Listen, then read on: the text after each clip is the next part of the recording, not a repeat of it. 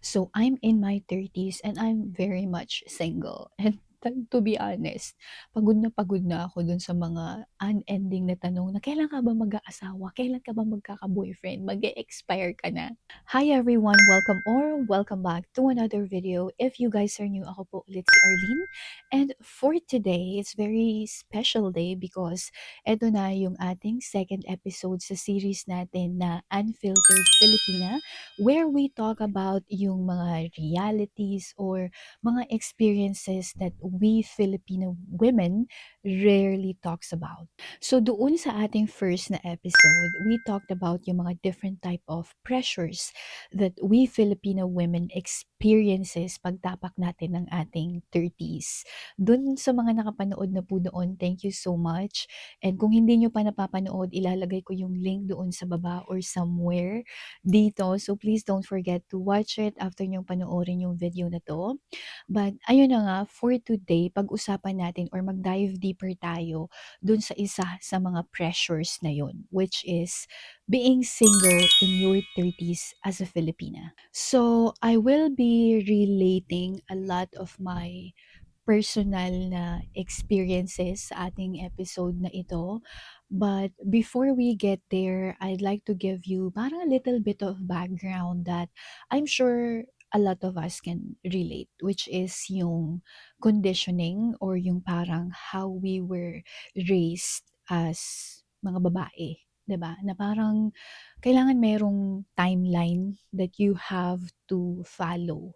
Kailangan na naka-graduate ka na, kailangan na meron ka ng asawa or meron ka ng anak before ka mag-30. 'Pag once kasi na hindi mo na-achieve, especially na magkaroon ng asawa or magkaroon ng anak, ang dami ng brand sa'yo, sa atin, 'di ba? And I'm sure hindi na bago yung mga brand na yun sa inyo, especially if you're like me na nasa 30s ka na. So andiyan na yung parang tatawagin ka ng matandang dalaga, nalipasan ng oras or panahon, or uy, lagpas ka na sa kalendaryo. And initially for me, parang, oh my God, parang nakakatakot or kaya naman parang nakakahiya na, oo nga 'no, nandito na ako sa age na 'to pero hindi pa rin ako nakakapag-asawa or wala pa rin akong anak. For a long time, especially nung nasa early 30s pa ako, mga 30, 31, ganyan. Parang ang ano, grabe yung pressure na naramdaman ko kasi parang feeling ko kailangan meron akong habulin, kailangan ko ng gawin ngayon kasi kung hindi, oh my God, wala na, 'di ba? Kasi ang isa pang narinig ko na or nasabi na sa akin is that tayo daw na mga babae, meron tayong expiration date. And kailangan natin na makapag-asawa na or makapag-anak na before natin ma-reach yung expiration date na yun kasi kung hindi wala ka ng pag-asa. And tawa ako ng tawa nung may nagsabi sa'kin nun kasi paniwalang-paniwala ako na, "Oh my God, oo nga 'no, so kailangan talaga ano maghanap na ako or kailangan makapag-asawa na ako."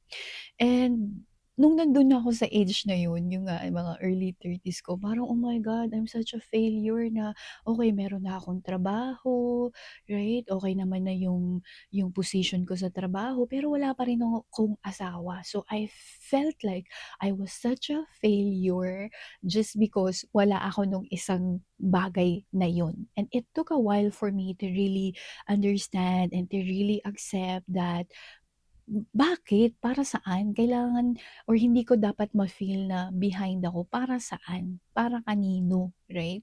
And it's all going back to yung na kalakihan na natin na yung timeline na yun kailangan mo siyang i-follow.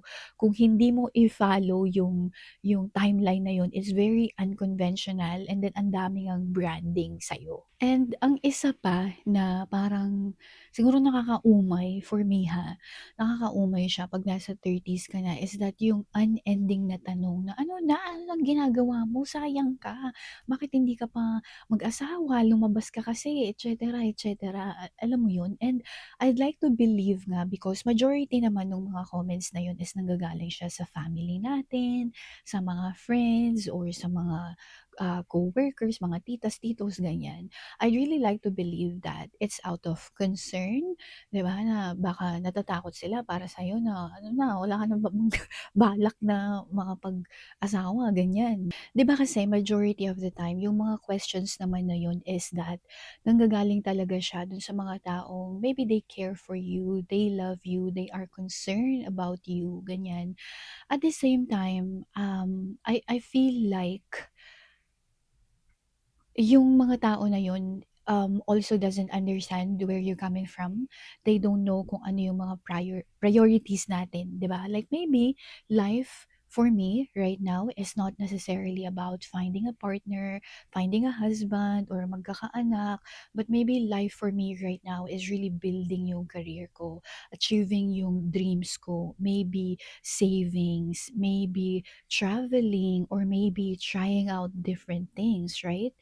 And siguro din sa kultura natin na mga Pilipino, hindi kasi gano'n ka-accepted yung mga gano'n, "Ha, ang dami mong ano, like hindi yan importante or kaya mong gawin yan kahit na meron ka ng anak or meron ka ng asawa." But it's just that yung time ngayon is completely different for me, and I feel like meron kang mas marami kang puwedeng gawin or ma-achieve kung single ka pa. Because obviously, puwede mong gawin pa rin yung mga bagay na yun 'pag meron ka ng family or meron ka ng husband. Pero siyempre hindi na siya gano'n, or hindi siya similar 'pag single ka. Kasi 'pag single ka, ang priority mo lang or iniisip mo lang is yung sarili mo, 'di ba? Whereas especially for us 'pag nanay ka, ang priority mo talaga is yung anak mo, and there's tendencies wherein ise-set aside mo yung mga plano mo, yung mga, dreams mo para sa anak mo, and natural na yun siguro sa atin 'pag nagiging nanay tayo, because I've seen that multiple times sa kapatid ko or even dun sa mga taong kakilala ko na, oh my God, nakikita ko sila na ganun pala 'pag meron ka ng anak, na yung priority mo na talaga is yung sarili mo. And for me personally, I really don't see yung sarili ko na kaya ko pang gawin yung part na yun. Although may mga nagsasabi sa akin na hindi mo yan masasabi kasi 'pag once na nandun ka na sa situation, automatic na lang siya. But at the same time for me kasi, there's still so much in this life that I feel like gusto kong i-achieve, i-explore, i-experience ngayon. And ang bilis ng oras, eh, ang bilis ng oras talaga na parang, oh my God, 'pag dilat ko ng mata biglang nasa 30s na ako pero hindi ko pa nagagawa lahat yung mga gusto kong, gawin. So I guess it's really just understanding yung different perspective na yun, kasi isa yun dun sa mga lessons that I've learned, na 'pag magkakaroon ka ng siguro galit or sama ng loob dun sa mga nagtatanong sa'yo ng gano'n, parang anong mapapala mo? Wala, 'di ba? So, just really accept it, and, parang understand that maybe they're just really concerned about you. But dun naman sa mga tao na tanong ng tanong, ang sasabihin ko lang is that you really don't know the big picture, right? Because iba-iba naman yung situation natin or yung gusto natin sa buhay. Hindi mo alam na yung tinatanungan mo ng tinatanong, baka siya din gustong-gusto niya. Ang kaso yung pagkakataon is hindi pa talaga para sa kanya ngayon, or maybe na-heartbroken siya, or maybe nagta-try siyang mag-date pero walang nagwo-work. Alam mo yun? Or maybe hindi lang talaga gusto ng tao na magkaroon ng boyfriend or mag-asawa pa ngayon. We just really have to understand that, and ang pinakaimportante is sa atin na nakaka-experience na yun to really separate yung mga sinasabi nila, and just, accept that maybe it's about positive things, hindi siya yung negative. Kasi kung hindi, lalamunin ka talaga ng pressure. So, personally, what really helped me as a Filipina woman in her 30s na single pa, right, is just really, understanding ano ba yung nakakapagpasaya sa akin, ano ba yung goal ko, ano ba yung gusto kong gawin or maging eventually. Definitely, I want to get married one day, I want na magkaroon ng anak one day. It's just that that's really not yung priority ko, and maybe wala siguro ako na dun sa age na parang sasabihin natin na meron ka pang oras, ganyan. But I really don't care anymore kasi sa akin talaga ngayon ang priority ko is kung ano yung nakakapagbigay sa akin ng happiness, ng fulfillment, and then kung ano yung feeling ko is purpose ko right now. And right now, my life is really just about myself, discovering yung sarili ko, trying about new things, exploring, right, growing, and maximizing ano pa yung pwede kong ma-achieve sa career ko, and mga bagay na hindi ko na-imagine na kaya kong gawin. Like for example, ngayon super in ako sa fitness, sa yoga, ganyan, sa gym, and I'm really enjoying it. I don't think na pag meron akong anak, dalawa, tatlong anak na mga 5 years old, mga ganyan, that I can have as much free time as I have right now, to really explore yung mga different type of hobbies or mga activities na ganun. I still want to travel, like ay gusto kong makita, yung mundo, ang laki ng mundo, and feeling ko hindi pa ako ready na pakulong sa isang sitwasyon na kailangan mong magstay sa iisang lugar.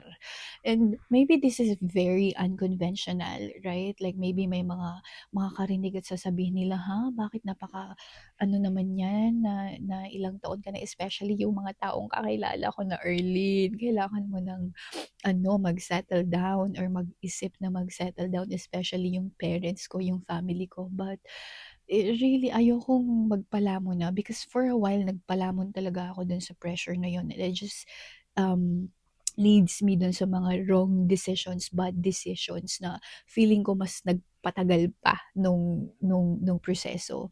So really my advice to everyone going through the same thing, experiencing the same thing, right? Na tanungin niyo muna yung sarili niyo, ano ba talaga yung fulfillment ninyo, and if your fulfillment is to have your own family, then you obviously have to be intentional.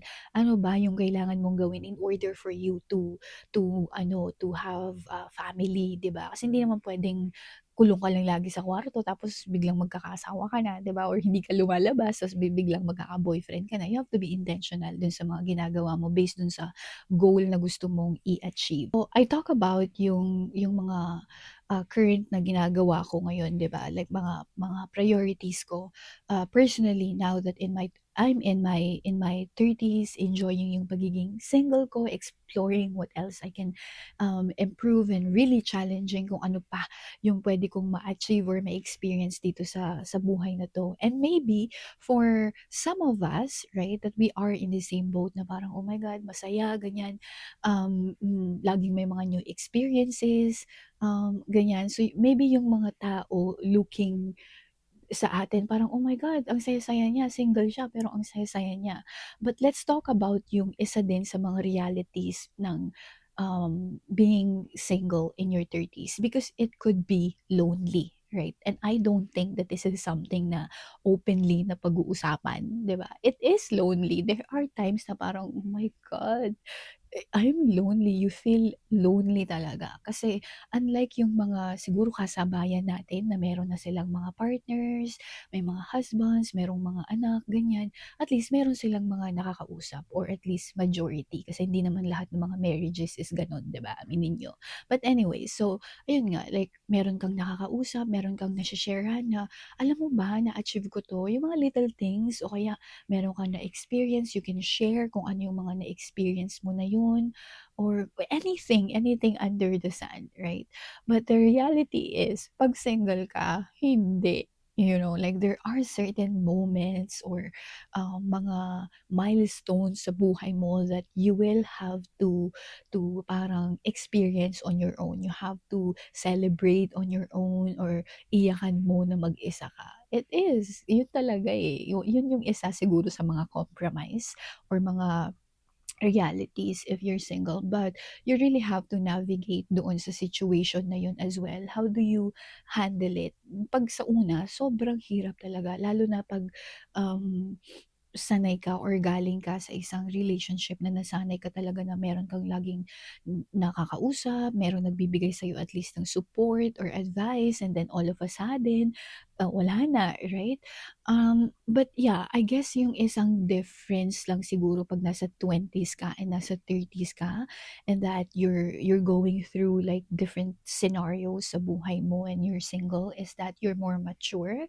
So parang mas napa-pacify mo yung sarili mo, or parang mas nalalaman mo na kung paano siya i-handle. Whereas before, when you're younger, you really needed yung support system.